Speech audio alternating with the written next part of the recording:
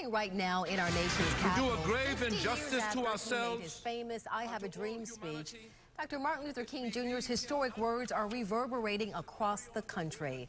Our Rob Munoz joins us now live from the Satellite Center. And Rob, you spoke with a local woman who was there that day 50 years ago. And she's very proud of having been there while that speech happened, much like the people in Washington, D.C. right now for the anniversary. But she says over time, she feels like the message is beginning to get a little lost. At this time, August 28th, 1963, the nation's capital. I have a dream that my 4 little children will one day live in a nation where they will not be judged by the color of their skin, but by the content of their character. I have a dream today. Dr. Martin Luther King spoke before the March on Washington for Jobs and Freedom 50 years ago. Valrico resident Althea Lee and 250,000 with her sat captivated. When he started with the dream, there was absolute silence. And I think we all absorbed it.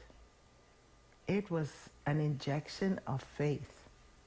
And it was as if we were all dusted by some angel, and we just kept going.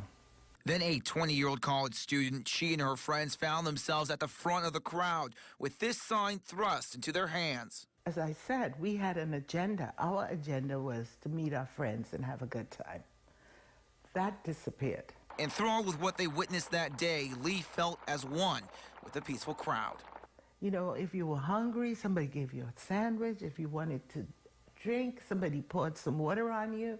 It was just a love fest. But she says 50 years later, she sees us losing our vision. You are acutely aware of who you are and how other people view you. And that's a burden.